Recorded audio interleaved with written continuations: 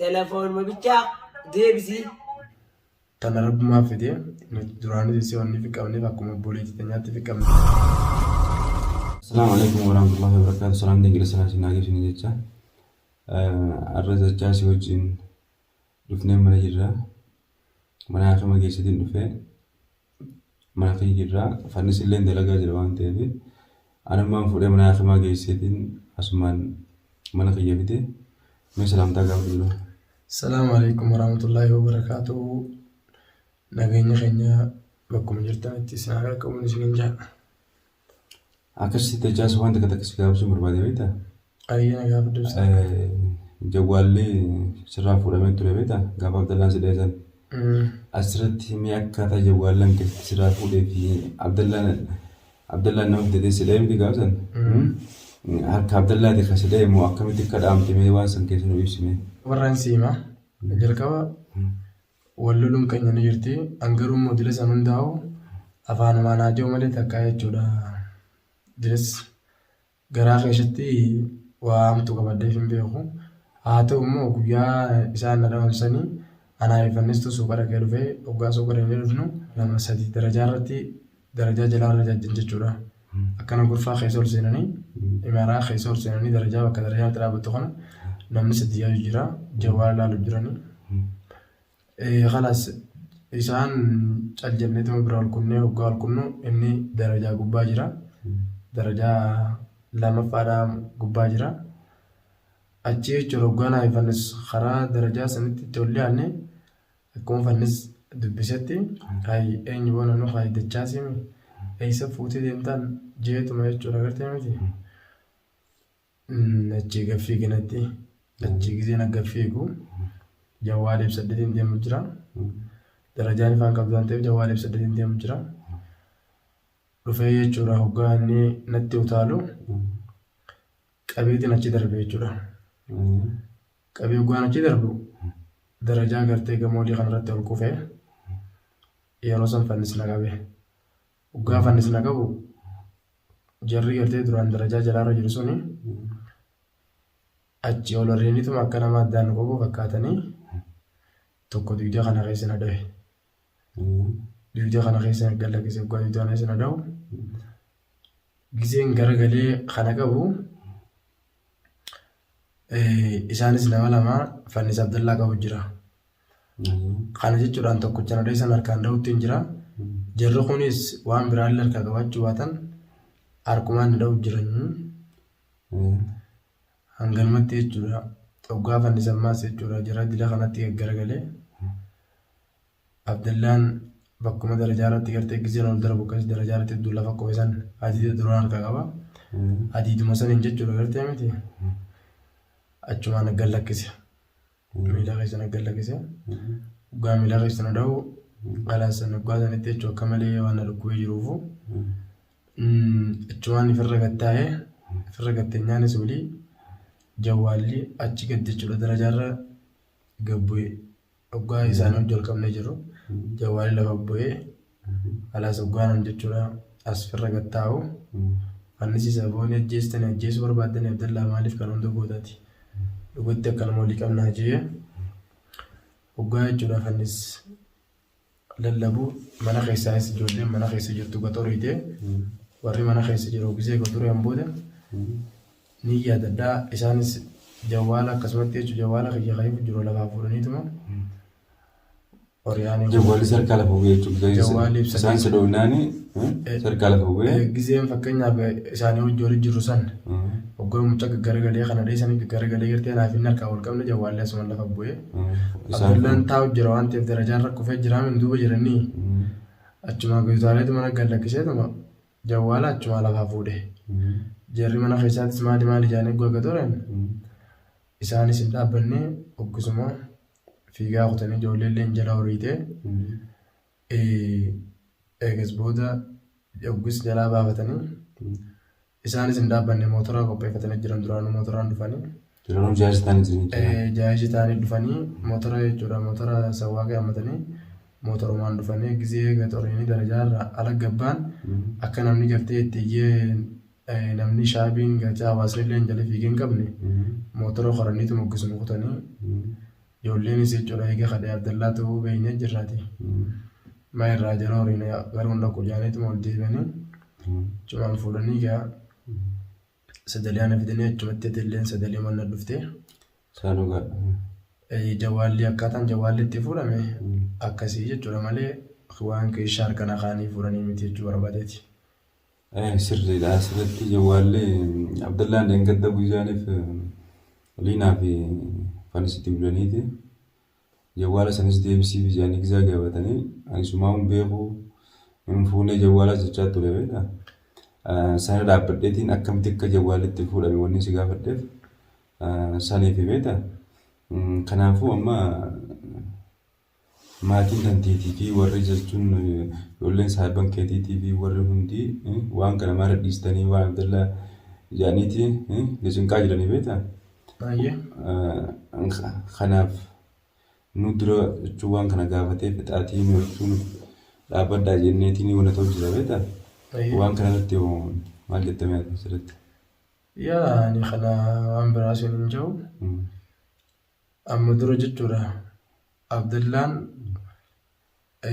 bakka akkasitti dadhabame yookaan tumsaan yookaan mootummaadhaan qaban san waan keenyatti hin fakkaatu. Waa diras nama jabaa akkanatti nama dila kanaan barbaadan natti hin fakkaatu. Maaliif kana jeesedha? Inni fakkeenyaaf Deengadda nama fidetee hin artume. Saanuu dukkana keessatti jechuudha nama nuti hin beekne fidetee nutume. Haa ta'u immoo isa bakka galuus ni beeka bakka dalagullee ni beeka. Ani ammaas manuma kana taa'ee qismee ashii tana dhaqee kana nama kana na dhahee jee yoo ni maddeesi amma dhaqanii akka badan ni beeka. Ijoollee teenyaas yoon ka'ee itti ergees ijoolleen teenyalleen akka inni adee caalaa kana akka godhan ni beeka. Garuu kana hundi gochuun barbaadeen. Kana maaliif hin godhuun barbaadini? Takkaffaa michee wantoonni nu bira jirti, diinaan tun nu bira jirti. Osoo jechuun fakkeenyaaf isiin tun waan kanaaf hedduu nu wajjin rakkachuu jirtu wanna kun sababa kiyyarraa kaatee jettee anaan nama waliin fixeettee akkanatti jechuudha hedduu cinqamu jirtu. Ammaas Abdallaatu na dhawaa irraa naa kafalaadhaa jee ammaas yoon ka'ee sababa kiyyatti ammaas namni isi sawwaa godhe rakkoon beeka duuba bal'achaa deemti malee qabbanaa hin deemtu. Saniifuu ani akka kiyyatti ijoollee teenyaas ta'ee warroota bilbilee si gaafatu fi kana gaafatuun illee deebisaan tiyya. Abdallaa ani miidhuu hin barbaanne hidhuu illee hin barbaanne ammoo namni fakkeenyaaf nama dhahuun dur jirti dhiiraa dhaamaasii dhiiraa dhaasii. Ammoo haa ta'uuti badii takka nam tokko erga balleesse haaduu faadhaatu hamtuudha malee egaa akka dhiiraatti dhufanii na tumanii mire waan guyyaa san godhan guutumattuu haaduun namarraa hin bareeddu. Sun ammoo nama arsittisaniifuu an ijoollee teenyaa waan hin jiru Abdallaa dheeyxanii bakka dalagaa isaattis mana isaattis waan hin qabatin haalan jechuun ni barbaada. Maaliif yoo jettanii sababaa isaatti michoon tun amma nu bira galtee ammallee nu wajjin hedduu rakkachaa jirti.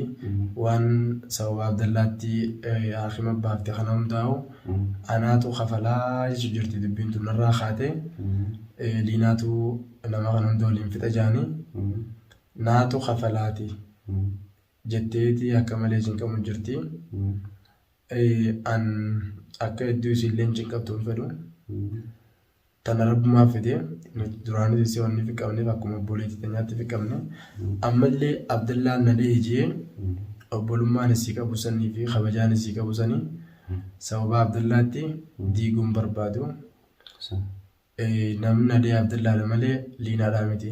Sababa liinaatti yoon dhaamees anis amtuu irratti osoo hin ta'in akka nama tokkootti khayriis yaadurra kan ka'e inni ammeen itti fudhatee nu dhahee egaa shaararra gad darbee shaararratti gad darbuun isaa sun nama ilma namaatiif hin haadoonne malee nama haadha isaatiif hin adoonne, obboleettii isaatiif hin adoonne, jaartii isaatiif hin adoonne malee nama gammachiisti. Namni gammadu ni jira jeyyaatu. Dhalaa jechuun obboleettii teenya, haadha teenya, jaartii teenya. Biyyi tun biyya Arabaati. Biyya namaa keessatti kana godhuun isaa. Arabni fakkeenyaaf yoo namni hundinuu jechuudha Abdallaan akkana jeete lakkee nu biran buliin jaanii fakkeenyaaf isi harkaan yeroo malee deemu jirtu. Shabaabni Arabaa kun ka'ee qabeetti taphate booda sheenaan namarraan baatu. Isaan dhugaadha san. San hundarraa kan ka'e san wantoota san waan silaa gaafas akkas goonee jechuurra ammaan tana rakkoon tun ni dabarti. Maaliif rakkoo yerootiif jennee mucoota ofirraa achi dhiibna jenneeti fi maxxansine. Achirra dhaabbatteeti egaa dubbiin turuunti kan babal'attee as geesse. Saniifuu Abdullaahi dhudhaa fi tumuudhaas nan barbaachisu. Garuu immoo akkuma namallee isa qusachuu jiru kanatti osoo if qusatee bilbila kiyyaas hawwaasan fuudhanii kutaniinis naa fide kabajumaan naa fide bareedduudha. Nuti heera qabna, seera qabna. Osoo gartee miti nuti waliin dadhabin alagaa mootummaadhaan nama qabsiisuu gaarii miti. Onna qullaaftuudha gabbaasuun nama dhibaa biititu yamanii. Abbaa fedhii waan irra farramee onna qee hagabbaasuun jiru. Yoo nan baase malee. Amatu waan kee malee kan baasuun jiru akka seera biitanaatti isaa dhugaa jiru. Saniifuu ani osoon isa miidhuu fedhee osoon isa tumuu fedhee yookaan isa tumsiisuu fedhee halkanuma san yoon isisullee fedhee guyyaan dhaawamee ani gartee miti ijoolleen fuutee yaadaan ageejjite sani akka inni deeqaa san keessatti waamuun hin beeka. Maaliif mucaa fudhatee halkaniin kara deemuu hin qabu. Sanirraa kan ka'een jechuun hedduu takkaan qusachuu jira ammallee hedduu takkaan kabajuu jira. Kanuma hin adee kana dogoggorri kaduraarra kaboodaatu irra hamaadha. Saniifuu ijoolleen teenyaanis waannaa jettuun irraas naan kafalinaadha. Waa'ee keenyaa ammallee hanga gartee miti nuti dadhabnee jennu takkatti waan kana nu jidduun seeninaadha akkuma eegalleeffinnaa. Saniifuu tasgabbaa'uu qabdanii hin jaalonni isaan guutuun ibsaa gara gayyaan. Isaan bareedaadha yaadni keetiin. Egaa sababaliinaatti dubbiin tumamti kan kaatee beektaa? Isiinis kalaas waan manaa kamatti baaftee hundaniin kafalaa anaatu wanna godhaa sababa kiyyatti mataa ol qabdee dubbachuun natti ulfaachaa jirti jettee sababa kiyyatti namni kana bulfatee rakkoon hundi uumamte jetteeti godhataa jetti. Sababa kanaaf anis waan biraa rakkoo biraa uumuu barbaadu. Kanaafuu Abdallaan akkana gayaan telefoona kiyyaa akkanaa deebisuu jettaa jechuudha. Malee ijoolleenis waan takka illee godhanaati hin tuqunachuu jettaa jechuudha. Maaliifuu wanni kun amma namni biyya kana keessatti gosaan deema. Lolli gosaa kun badaadha. Yoomma kee Abdallaan arnadee anis kee yoom fakkeenyaaf isa dawee wanni kun babal'achaa deemti. Dubbiin tun deemtee ganda galti. Itti gandaanillee waliin daannaa. Gandaa fi gandaa waliin bobbaasurra asumatti anaami kadhaame ana waan ta'eef ani madaatiyyaa hidhadhee inshaallah fayyoon guyyaas waan hafa hin qabne tolumaaniin eegalee akkumaan tolaan eegale sanittiin tolumaan fixadhaa yaada jiruun qabaan. Bareedaadha maashaallah namni yaadni kanaaf nama biraatiif illee fakkeenya akka ta'u abdiin qaba. Namni amma fakkeenyaaf namni akka kana dhaabee dachaa godhatiin raafaludha jaa malee namni kana jiru hin jiru beektaa. Nama biraatiif barnoota guddaa taa'eetiin abdadda waan ta'eef baay'ee galatoomaa illee. Ijoolleen illee akka dachaastuus dhageessaniiti. Ijoolleen illee yoo isa garteen illee tuqunaa jechaatiin asitti waan dhaammattoo qabate dhaammadduuti. Akkasii waan dhaammadduun qabu warroonni akkuma ijoollee teenyaatti irraa kafaladhuu warri jettanii fi warri Abdallaan baga sideesitti qeesse jettaniis tuni laaftuudha. Abdallaan irraa kafalachuu fedhes deeqaa takka naan geessu yoo nu dhuufedhes deeqaa naan geessu ammoo godhuu hin barbaadu miidhuus hin barbaadu isaan na miidha jee miidhuu hin barbaadu inni nam tokko fakkeenyaaf yoo tokko dogoggoree anis maaliif akka isaatiin dogoggoree jechuun rakkoodha waan ta'eef ani ammallee isa gara jibbaa fi gartee miti waan akkasitti tilaata godhee isa balaaleffadhuuf hin qabu jechuu barbaadeeti. Anggalmaan daammadhaa gara biyyaa nagaatti. Assalamu alaikum warahmatullahi wabarakatuh.